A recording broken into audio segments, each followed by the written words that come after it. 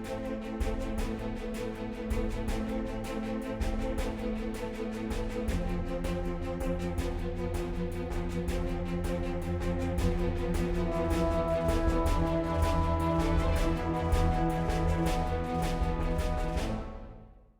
اللہ الرحمن الرحیم. ناظرین السلام علیکم. ناظرین، آج کا سورج بدلے ہوئے جنوبی ایشیا اور ایک نئی تاریخ کی نوید بن کر طلوع ہوا ہے. آج جب ہم یوم یکجہتی کشمیر بنا رہے ہیں تو یہ محض کوئی روایتی تقریب یا کسی تقویم کا ایک ہندسہ نہیں ہے، بلکہ یہ ایک فاتح ریاست کا اپنے مظلوم بھائیوں کے ساتھ سیسا پلائی دیوار بننے کا وہ حتمی اعلان ہے جس کی گونج دلی کے ایوانوں میں زلزلے بپا کر رہی ہے. تاریخ گواہ ہے کہ مئی 2025 میں جب بھارت نے آپریشن سندور کی بزدلانہ آڑ میں پاکستان کی سالمیت کو للکارنے کی جسارت کی تو اسے مارکہ حق یعنی بنیان المرصوص کی صورت میں وہ دندان شکن عسکری جواب ملا جس نے چانکیہ کے پیروکاروں کا غرور خاک میں ملا دیا. لیکن ایک اور مارکہ اس عسکری ہزیمت کے بعد سفارتی محاذ پر لڑا گیا. اپنی عسکری ذلت چھپانے کے لیے مودی سرکار نے ایک آخری کارڈ کھیلا.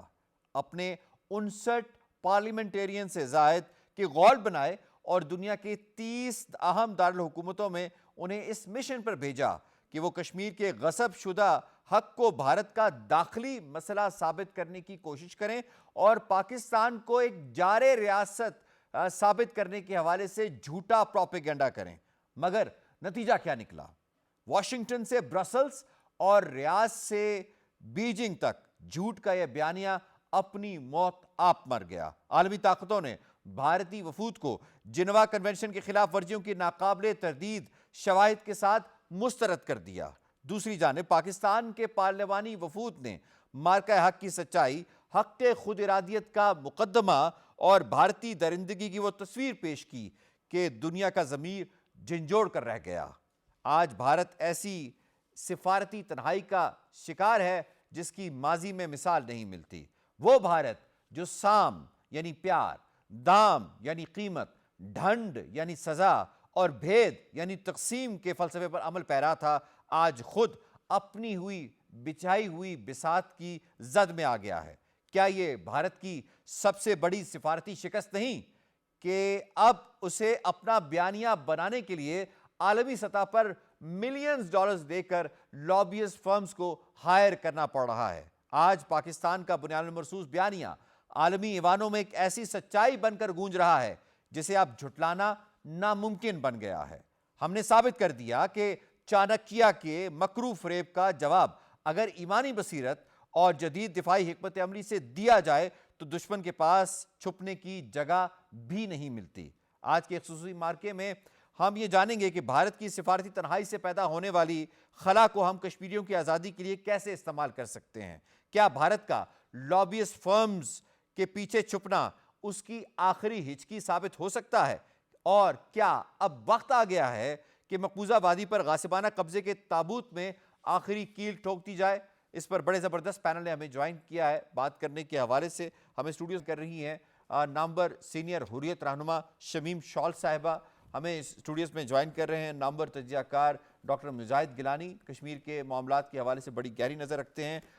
ہمیں زوم کے ذریعے جوائن کر رہے ہیں بریگیڈیئر ریٹائرڈ مسعود خان صاحب، اور ہمارا ساتھ دے رہے ہیں اشرف پر محیط سفارتکاری کا تجربہ رکھنے والے شخصیت جی آر بلوچ صاحب، سابق سفیر.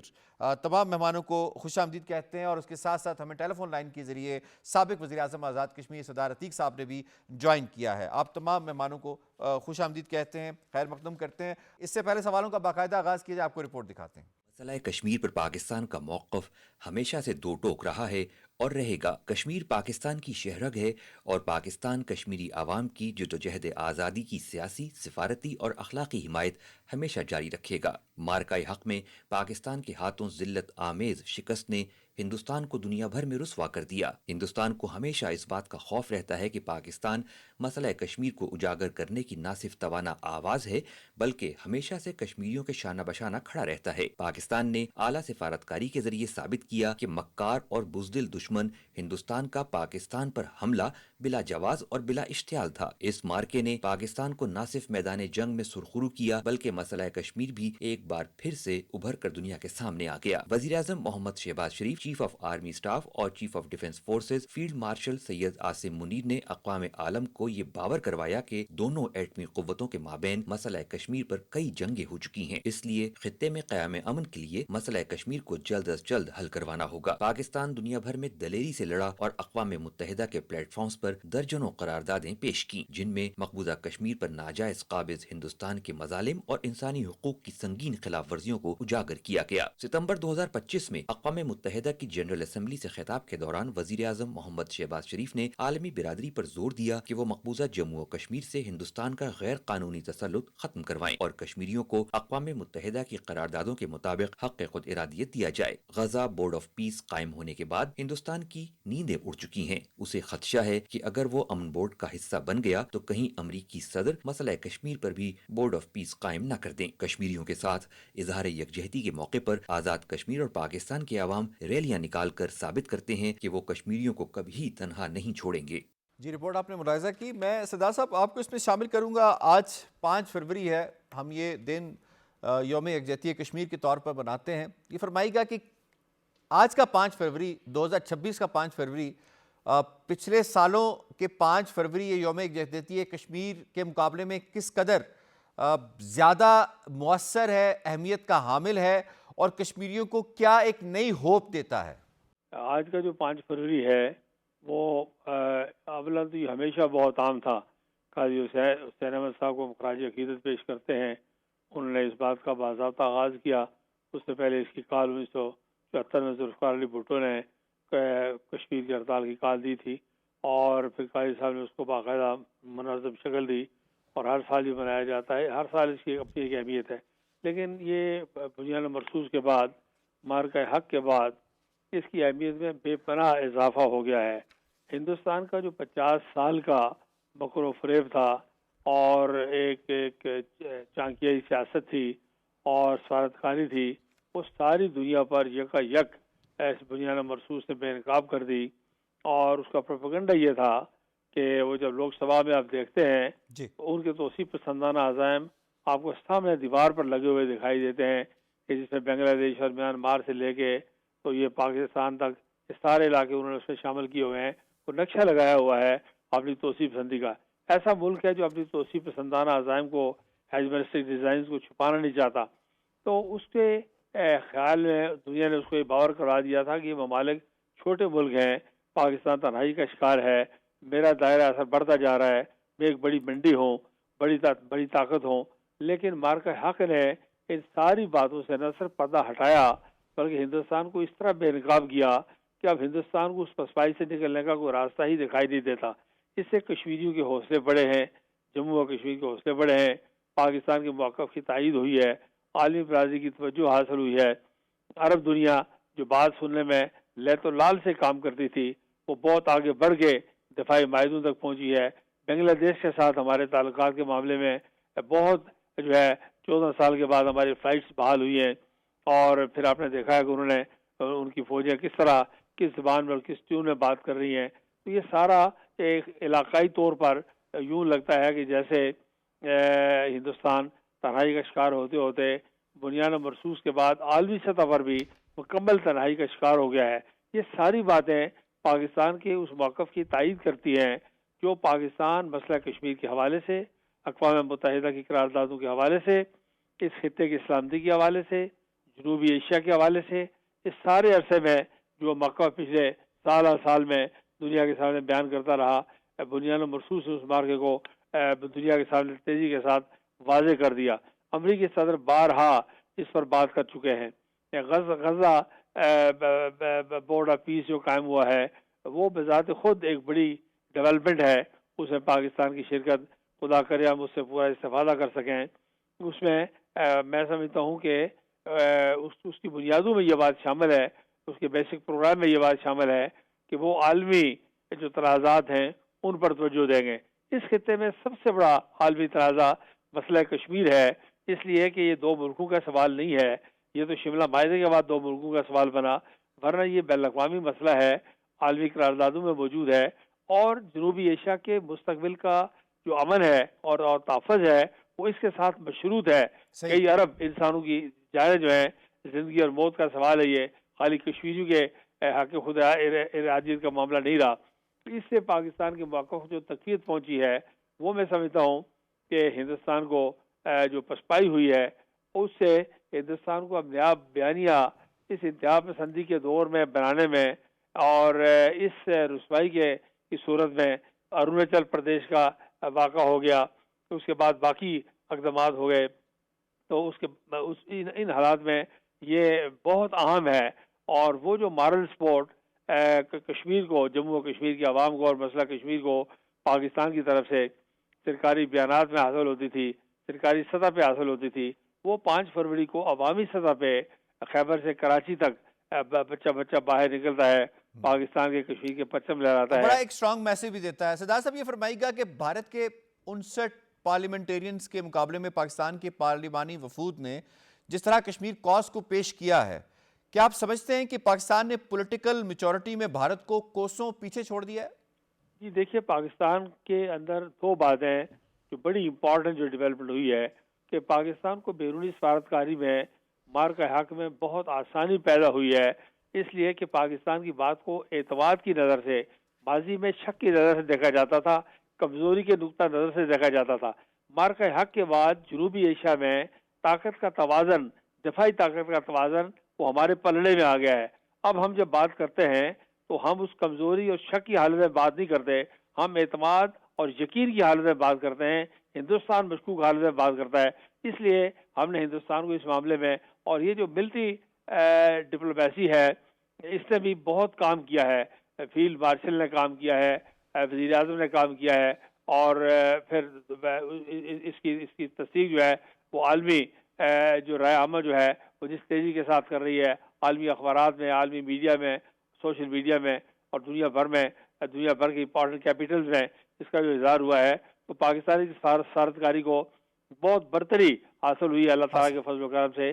اور ہندوستان کے مقابلے میں ہمیں مسئلہ کشمیر پر ہی نہیں, جنوبی ایشیا کے تمام مسائل پر اب جب بات ہوگی, اب ایران پر بات ہوگی, اب افغانستان پر بات ہوگی, اگر پاکستان کو آن بورڈ لیا جاتا ہے اور پاکستان کی جو تجویز ہے اس کا خیر مقدم بھی کیا جاتا ہے. سردار صاحب بہت بہت شکریہ, آپ نے ہمیں وقت دیا. میں شمیم صاحب آپ کو اس میں شامل فرمائیے گا کہ جو پاکستان نے عسکری اور سفارتی کامیابی سمیٹی ہے, اس کا جو اثر ہے مقبوضہ وادی کے اندر جو محصور کشمیری ہیں ان کے حوصلے اس سے کتنے بلند ہوئے ہیں؟ آج کے دن کے حوالے سے کہ آج پوری پاکستان کی قوم اور عوام جس یکجہتی کا اظہار کر رہے ہیں, وہ کشمیر کی جو تحریک ہے, مومنٹ ہے, اس کو ایک نہ صرف بوسٹ ملتا ہے, ایک اعتماد پیدا ہو جاتا ہے. بے شک بہت وقت گزر گیا ہے, لیکن ایک سیسا پلائی ہوئی دیوار کی طرف پاکستانی عوام ہمارے ساتھ کھڑے ہیں, پاکستان کی حکومتیں ہمارے ساتھ کھڑی ہیں, یہاں کے تمام جو لوگ جو ہے وہ ہمارے ساتھ کھڑے ہیں. اور اس طرح سے ان کو اس کے عوض جو ہے, خصوصاً آپ نے 25 مئی کا جو تذکرہ کیا ہے, 10 مئی 2025 25 کا جو کیا تذکرہ, اس کے بعد یہ جو آپ نے سفارتی ناکامی کا تذکرہ کیا انڈیا کا, اس کا جو اثر ہے وہ کشمیر پر اس طرح سے پڑا ہے کہ انہوں نے وہاں کی تمام بیوروکریسی کو تبدیل کر دیا ہے. وہاں سے انڈینز کو بلایا ہے, کشمیر کی 30% پاپولیشن جو ہے وہ اس میں شامل ہے, 70% انڈیا سے بلائی ہے. بلکہ اس کو ہم کہتے ہیں کہ اس کا جو ریپیکشنز جو ہے, اثرات جو ہے وہ اتنے نگیٹو کشمیر پر پڑ رہے ہیں کہ ہندوستان ناکام ہو گیا ہے, کشمیریوں کو سزا مل رہی ہے. سزا کیا ہے کہ آپ نے ان کی جو کشمیر کے اندر جو اثر و رسوخ ہے, کشمیر کے سکولز میں, کالجز میں امپلائمنٹ ہے, اس کو ختم کرو, ان کو سزا دو. کیونکہ پاکستان جو ابھر گیا ہے نہ صرف مورلی بلکہ جو ہم دیکھ رہے ہیں ڈپلومیٹکلی, جو عسکری محاذ پر جو آج تک انڈیا کو ایگزام تھا کہ ہم اس ریجن کے سپر پاور ہیں, وہ ٹوٹ گیا. وہ جو ان کا وہ خواب تھا, اس چکنا چور خواب کو ان کی رسائی مظلوم قوم تک کی ہے. کوشش تو کی تھی انہوں نے آزاد کشمیر کی طرف بری نظر سے دیکھنے کی, لیکن جو ان کو سزا ملی ہے اس سزا کو انہوں نے کشمیریوں پر اب اس طرح سے وہ مظالم ڈال رہے کہ ابھی آپ نے دیکھا ہوگا کہ جو بزنس کرنے کے لیے کشمیری جاتے ہیں ہندوستان, ان کو کس طرح سے زدکوب کیا جاتا ہے. ابھی 2 بھائیوں کے ساتھ جو کچھ ہوا ہے, کالجز میں, سکولز میں جو پڑھ رہے ہیں, یونیورسٹیز میں, ان کو کس طرح سے نکالا جاتا ہے. تو آپ کہہ رہے ہیں حوصلے کشمیریوں کے بلند ہوئے؟ دیکھیں, حوصلوں کو اگر ایک بار ہندوستان صرف جسٹ ایک بار آدھے گھنٹے کے لیے کہے کہ یہ فریڈم آف ایکسپریشن ہے, آپ کو دیتے ہیں. گارجن نے اس کو بڑے اچھی طرح سے کہا تھا کہ فریڈم آف ایکسپریشن کشمیر میں یہی ہے کہ آپ بات کرو, اس کے بعد آپ کو بات کرنے کی تا حیات زندگی میں کوئی اجازت نہیں ملے گی. تو انہوں نے نہ صرف قدغن لگائی ہیں, جیلوں کے دروازے کھول دیے, اور آج اس وقت تک صرف کشمیری نوجوان چاہے وہ پولیٹیکلی انوالو ہے نہ ہے, 3000 سب جیلوں سے لے کے تہاڑ جیل انڈیا تک اس وقت جیل بڑے ہیں. اور یہ اس میں یو این کی رپورٹس بھی ہے, دنیا کے مختلف این جی اوز نے رپورٹ کیا, اور یہاں تک کہ وہ جیلوں میں جانے کی اجازت بھی نہیں دیتے. آپ کہہ رہے ہیں حوصلے پس نہیں کر سکا ہندوستان, اگر پس کر ہوتا تو یہ 10 لاکھ فوجی کہاں سے ہوتے؟ بالکل. آپ کا میں اس میں ambassador retired G R Baloch صاحب آپ کو انوالو کروں گا. سفیر صاحب فرمائیے گا کہ تاریخ میں پہلی بار ایسے ہوا ہے کہ ایک طرف بھارت کے 59 منتخب پارلیمنٹیرینز دنیا کے تقریباً 30 ملکوں میں جھوٹ کا سودا بیچنے نکلے ہیں, اور دوسری طرف پاکستان کے مختصر مگر مؤثر وفود حقائق لے کر نکلے. نتیجہ یہ نکلا کہ دنیا نے بھارت کے سیاسی وفد کو پولیٹیکل ٹورسٹ یعنی سیاح کہہ کر مسترد کر دیا. آپ اس سفارتی ناک آؤٹ کو کس طرح سے دیکھتے ہیں؟ تھوڑا سا اس میں یہ بتانا چاہوں گا کہ کانٹیکسٹ کیا تھا. دیکھیے بیسیکلی کاز کیا تھا اس کو دیکھا جاتا ہے, اور کریڈیبلٹی کی کیا لیول تھی اس کو دیکھا جاتا ہے جب اس قسم کے ڈپلومیٹک مشنز جاتے ہیں. پھر اس کی کاسٹ فائنینشیل بھی کتنی تھی انڈیا کی, اور پھر خاص طور پر جب اس کو ہزیمت اٹھانی پڑی تو وہ ڈپلومیٹک کاسٹ کیا ہوگی.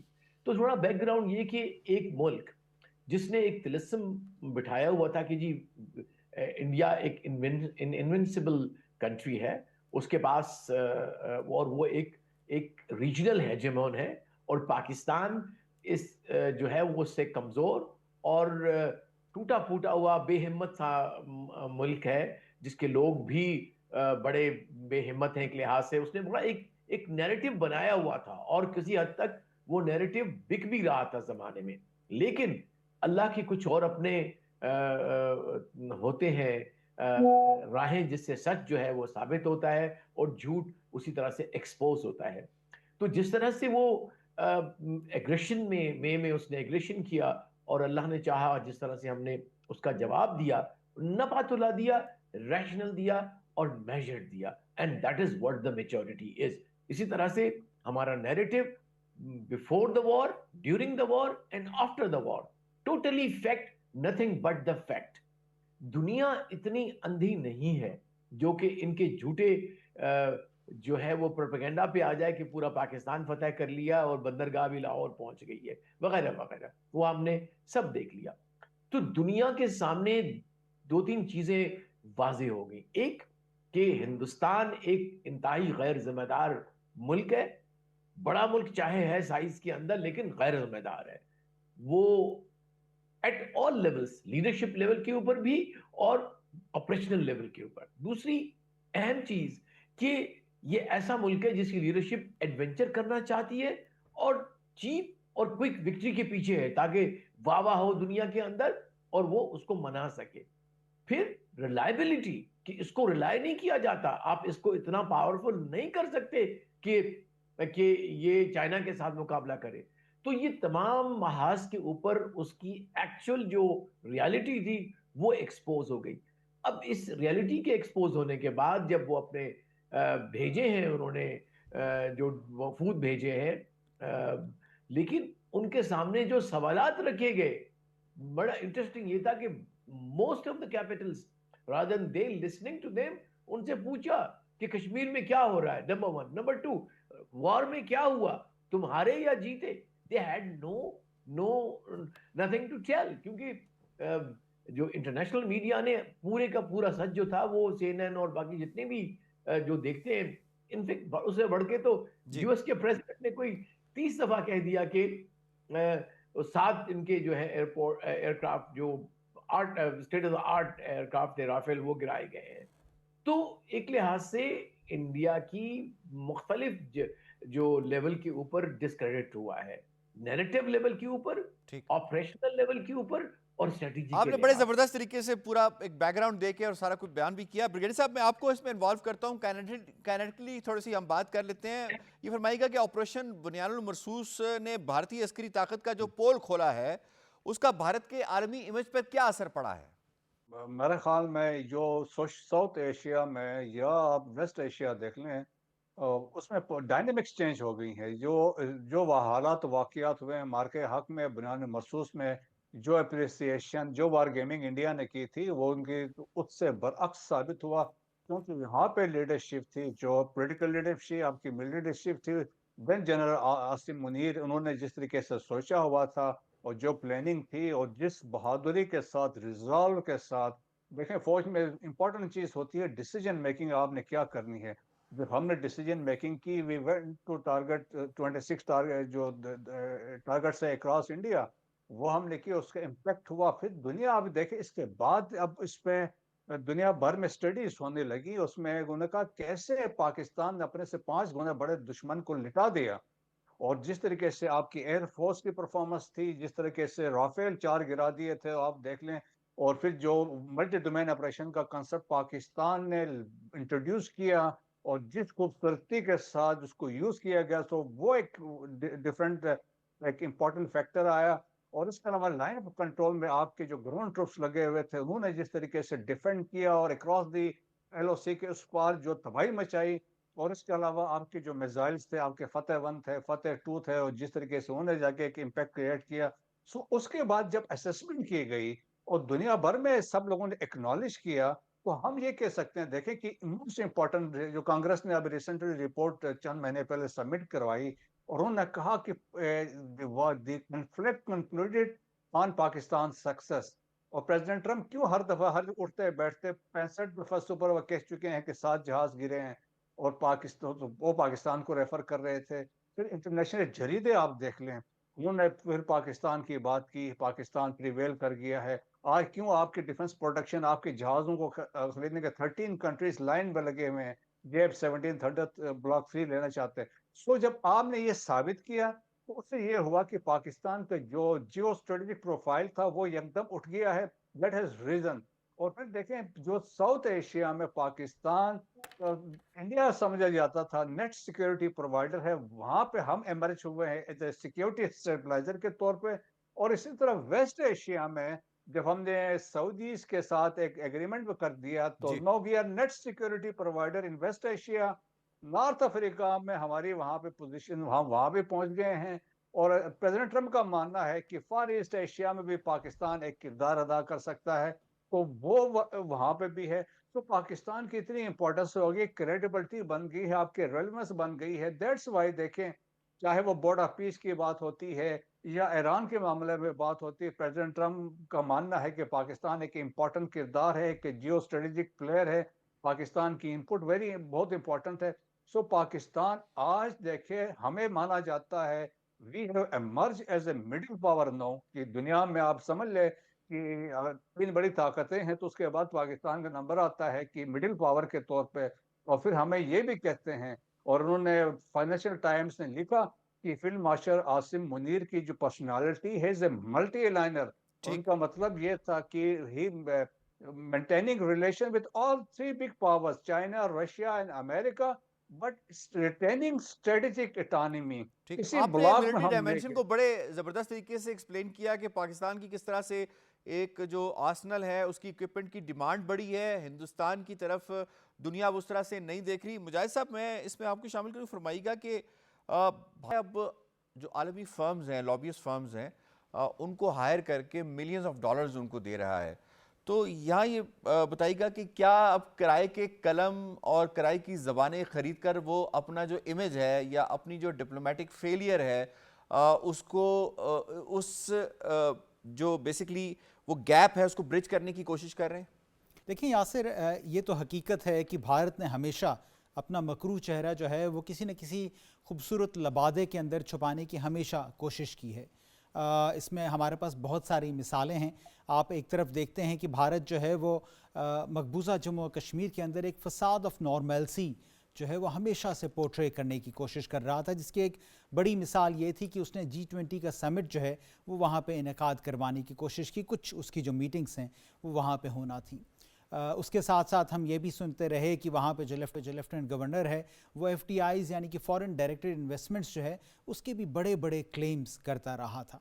بالخصوص 2019 5 اگست کے جو اقدامات تھے اس کا تو بیسک بنیادی مقصد ہی بھارت کا دنیا کے سامنے یہ تھا کہ ہم مقبوضہ جموں و کشمیر کے اندر اب خوشیاں لائیں گے، امن کی نہریں اور وہاں پہ ڈیولپمنٹ کی پتہ نہیں کہانیاں جو ہیں وہاں پہ شروع ہو جائیں گی، لیکن یہ تمام کی تمام کہانیاں ہی رہ گئیں۔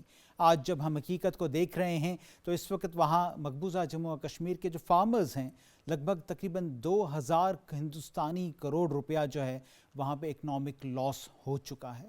صرف یہی نہیں، وہاں پہ 6 لاکھ سے زائد درخت جو ہیں ان کی کٹوتی کر دی گئی ہے، اور زعفران، کشمیری زعفران جو کہ بہت مشہور ہوا کرتا تھا، اب اس کی جگہ وہاں پہ لیونڈر کی کاشت شروع کروا دی گئی ہے اور کشمیری زعفران جو ہے وہ کہیں نیچے چلا گیا ہے۔ یہ ایک کہانی میں آپ کو جو ساری سنا رہا ہوں یہ وہ ہے کہ بھارت اب اس تمام چیز کو چھپانے کے لیے اقوام عالم کے اندر پیسے دے کر، بیکاریوں کے لحاظ سے کچھ ایسے لوگوں کو جن کو اپنے ٹاؤٹس بنا کر وہ ایسے آرٹیکلز لکھوا کر، یا پھر جو ہم کہانیاں ڈیڈ پروفیسر کے طور پہ EU ڈسانفو لیب کی صورت میں دیکھتے اور سنتے رہے تھے، اس کے ذریعے سے بھارت اپنا جو امیج ہے وہ کہیں نہ کہیں بہتر بنانے کی کوشش کرتا رہتا ہے۔ لیکن پھر یہی امیج ہمیں نظر آتا ہے کہ مقبوضہ جموں و کشمیر کے اندر رہنے والے جو گراؤنڈ پہ کشمیری ہے اس کی قربانیوں کی وجہ سے، پاکستان کی ایڈوکیسی کی وجہ سے، اس کی پالیسیز کی وجہ سے دنیا کے سامنے پردہ چاک ہوتا چلا جاتا ہے۔ عارف بار صاحب نے بھی ہمیں جوائن کیا ہے، نامور صحافی اور تجزیہ کار ہے۔ عارف بار صاحب فرمائیے گا، ہم نے دیکھا کسی نے رپورٹ کیا، CNN نے کیا، الجزیرہ نے کیا، اور ہندوستان نے بڑی کوشش کی کہ ان کا بیانیہ جو ہے وہ انٹرنیشنلی اور لوکلی جو ہے یا ایون کشمیریوں کے اندر وہ بک جائے، جبکہ ہم نے دیکھا کہ دنیا نے یکسر اس کو نظر انداز کیا ہے۔ یہاں یہ فرمائیے گا کہ ہندوستان کا ہمیشہ سے ایک بیانیہ، موقف اور ایک اسٹریٹجی رہی ہے کہ کشمیر کے مسئلے کو اندرونی مسئلہ سمجھ کر اور آگے چلا جائے، آگے بڑھا جائے۔ کیا بنیاد المرصوص کے بعد سے بالخصوص کشمیر کا مسئلہ دنیا اب اس کو اندرونی مسئلے کے طور پر دیکھ رہی ہے، بالخصوص میڈیا، بالخصوص بیانیے کی جنگ میں کس حد تک ہندوستان کو شکست فاش کا سامنا کرنا پڑا ہے؟ جی بالکل درست آپ نے کہا کہ بھارت کی ہمیشہ سے یہ کوشش رہی ہے کہ اس مسئلے کی جو بین الاقوامی جہت ہے اس کو لپیٹا جائے، اس کو چھپایا جائے۔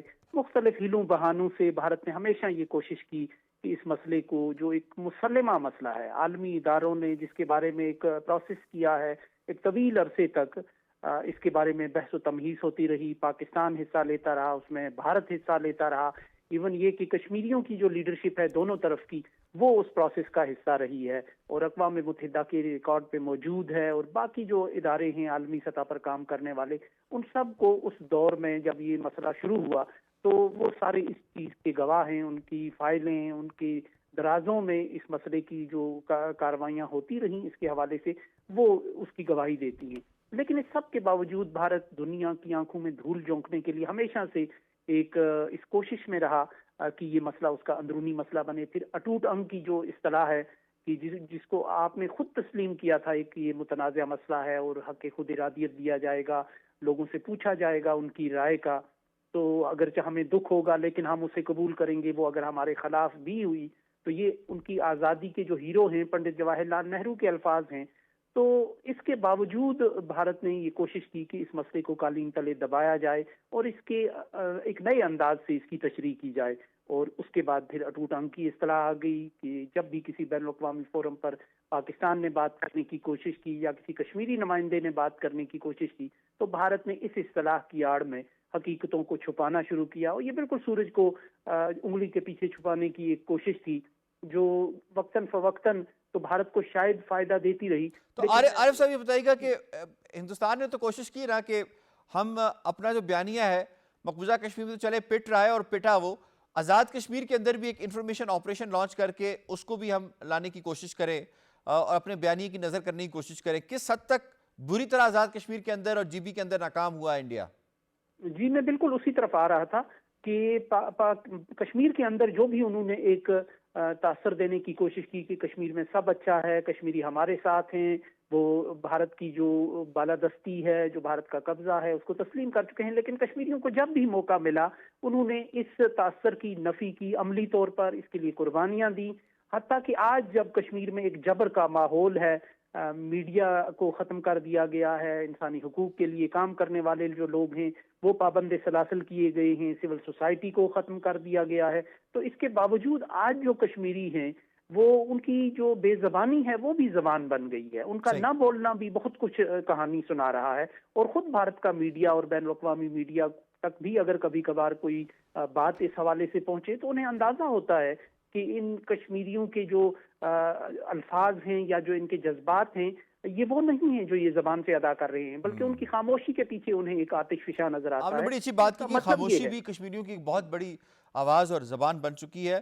میں ambassador excellency J R Baloch صاحب آپ کو انوالو کروں گی. فرمائیے گا کہ پاکستان کے بارے میں اب موقر ادارے اور دنیا کے جو موقر ایسے اخبارات ہیں وہ رپورٹ کر رہے ہیں کہ پاکستان کی پہلے پالیسی اگر پرو ایکٹیو تھی یعنی دفاعی پالیسی تھی اب جارحانہ ہو چکی ہے بنیاد مرصوص کے بعد.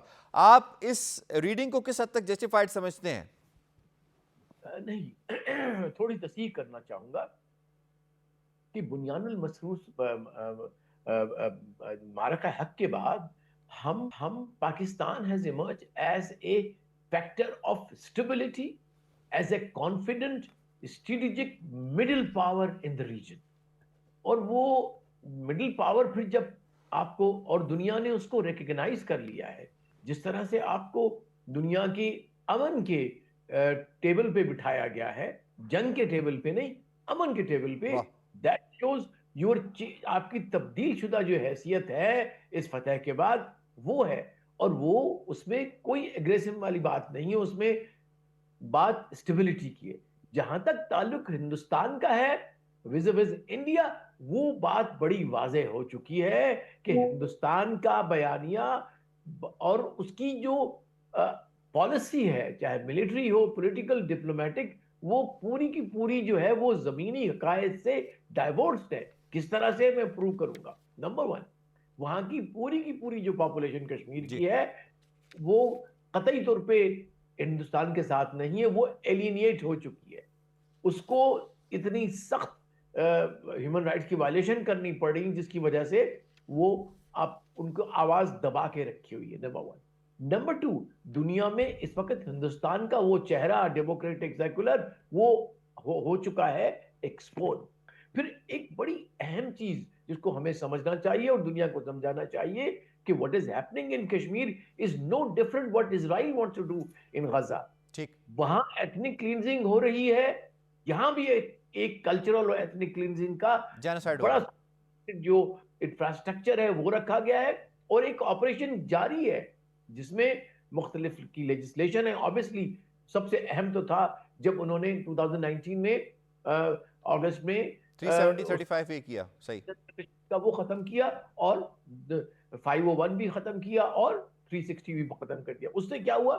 اب وہ ٹرانسفر آف نان کشمیریز وہاں پہ آنا شروع ہو گئے تاکہ ان کو ہمیشہ کے لیے. یہ بڑا اہم نکتہ آپ نے اٹھایا. میں اس پہ یقیناً بات کروں گا. جے آر بلوچ صاحب، میں بریگیڈیئر صاحب آپ کو انوالو کروں گا. فرمائیے گا کہ یہ کہتے ہیں کہ یہ آپریشن سندور جو ہے وہ ابھی رکا نہیں ہے، پاز ہوا ہے. کیا بھارت کی اتنی شکست کے بعد اب اس میں اتنی قابلیت ہے، ڈپلومیٹکلی دیکھ لیں یا ملٹریلی دیکھ لیں، کہ وہ اس طرح کی گیدڑ بھبکیاں دوبارہ سے کر سکے؟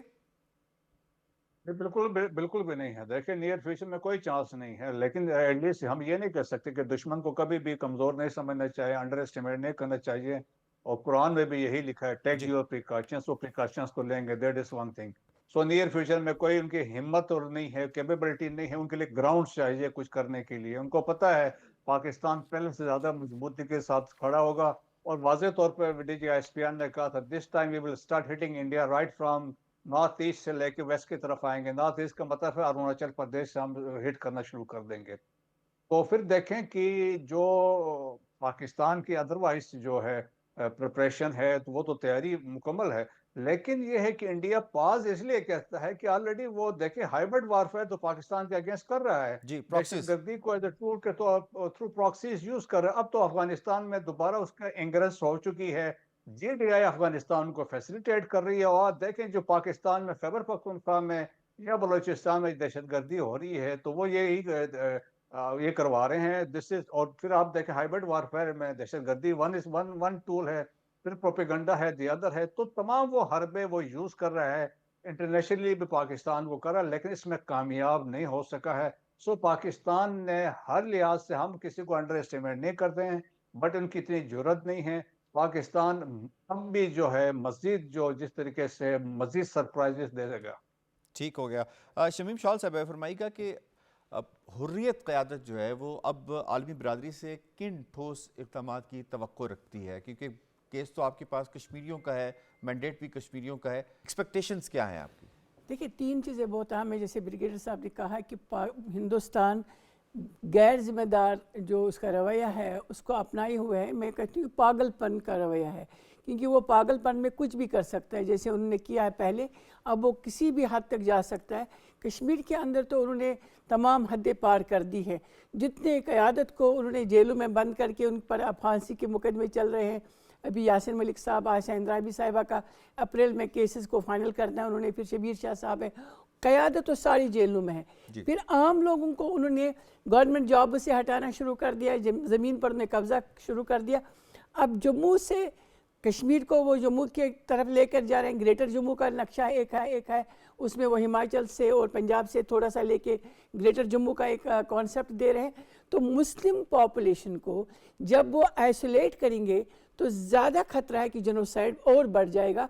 तो वो जो जेनोसाइड है उसके रोकने के लिए तीन चीज़ें बहुत ज़रूरी है जो हम दुनिया के सामने रख रहे हैं एज हुर्रियत कॉन्फ्रेंस, एज जो हमारा जमहूरी हक है कि राइट टू सेल्फ डिटर्मिनेशन। वो डिमांड नहीं है जो हम कर रहे हैं, ये वो डिमांड है जिसको एक्सेप्ट 5 ममालिक ने उस वक्त ताकतों ने किया था और दोनों वज़ीर आज़मों ने उसको कहा था, साइन किया था कि कश्मीरियों को यह हक वागुजार किया जाएगा।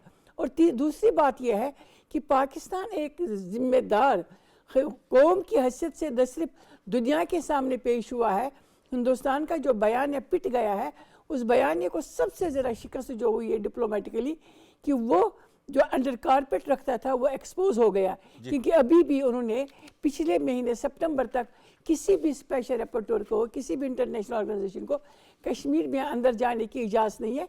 चलो इन्वेस्टिगेट करे, चाहे रिपोर्ट करे, चाहे कम से कम फैसिलिटेट करे कि जेलों में ख़वातीन और मर्दों की क्या हालत है। और तीसरी अहम बात हम ये कहते हैं कि उनको फैसिलिटेट करना यूनाइटेड नेशंस की जिम्मेदारी है।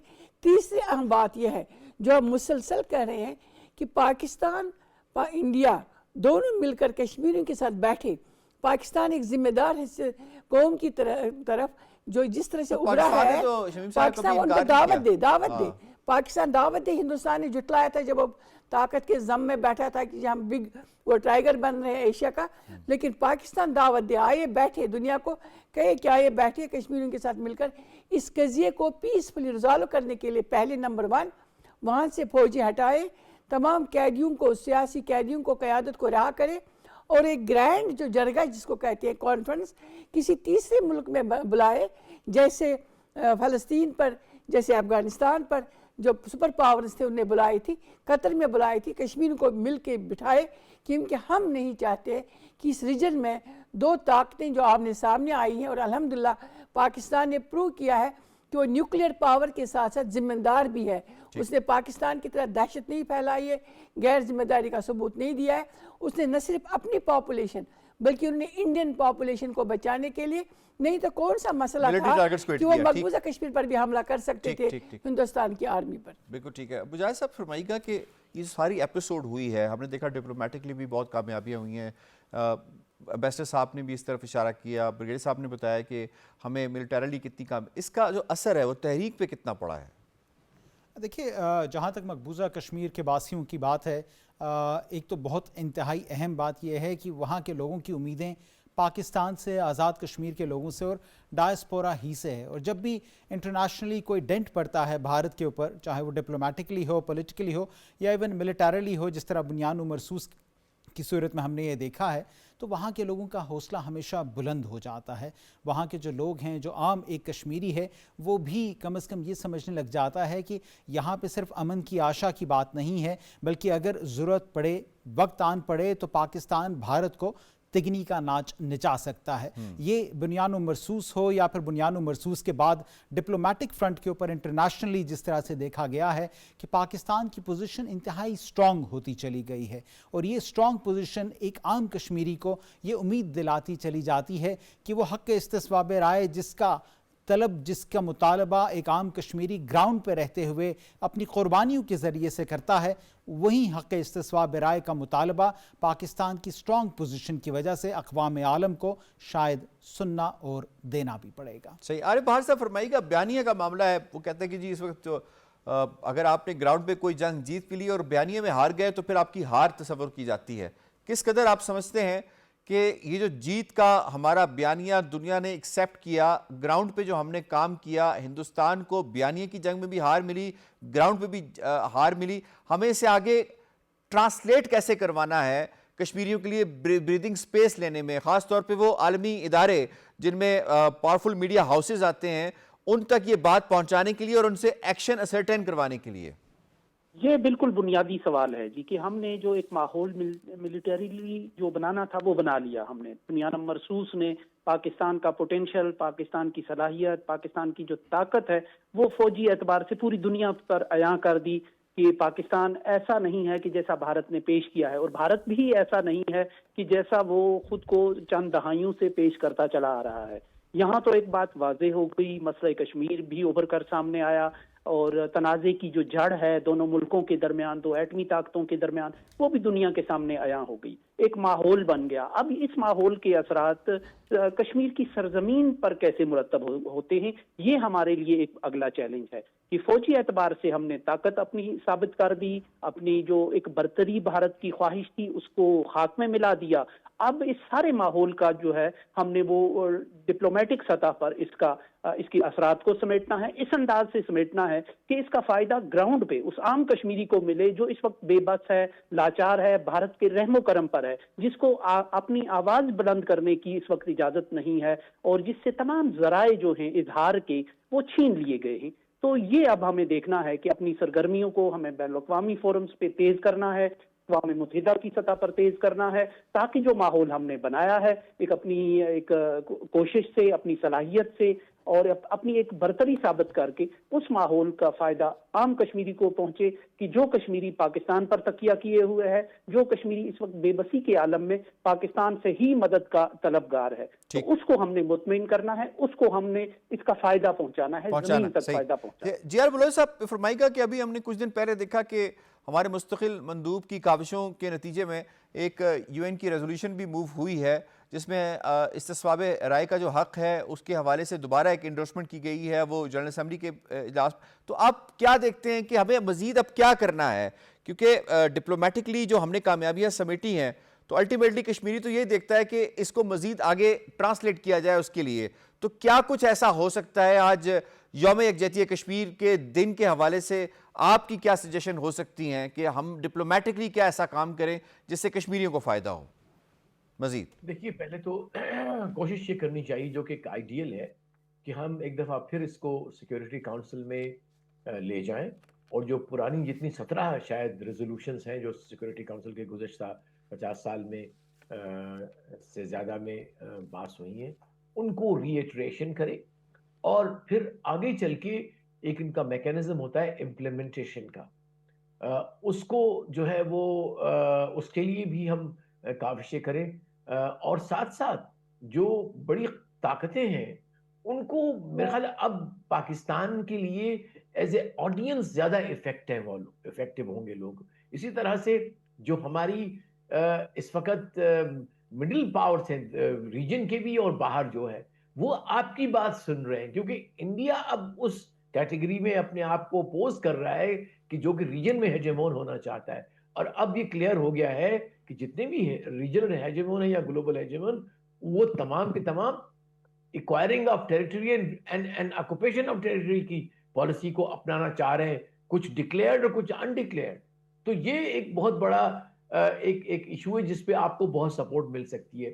تو اگر ہم اس طرح بھی اسٹریٹجی ہو سکتی ہے کہ پہلے کہ any attempt to annex any territory, to convert the status of people, جس کو ऑलरेडी एक इंश्राइन है यूएन के सिक्योरिटी काउंसिल रेजोल्यूशन में कि उनको हक राय दही मिलेगा, उसको कोई भी ऐसा कवानीन बनाना वो एक इलेजिटिमेट होना चाहिए, वो गैर कानूनी होना चाहिए और उस पे कदगन लगना चाहिए, सैंक्शन लगने चाहिए। सैंक्शन लगने चाहिए, ठीक। अगला ये मामला होना चाहिए, ठीक है जी। अब जी ऐसी कोई रेजोल्यूशन यूएन सिक्योरिटी काउंसिल में ठीक जी। अब लोही साहब आपका पॉइंट आ गया। I have to wind up जी। मुझे शुक्रिया अदा करना अपने तमाम मुअज़्ज़िज़ मेहमानों का। आज के प्रोग्राम के हवाले से तज्ज़िया तबसरा रिपोर्ट आपने मुलाहिज़ा की। प्रोग्राम कश्मीर टुडे से इतना ही। यासिर रहमान को दीजिए इजाज़त। अल्लाह ने के बाद।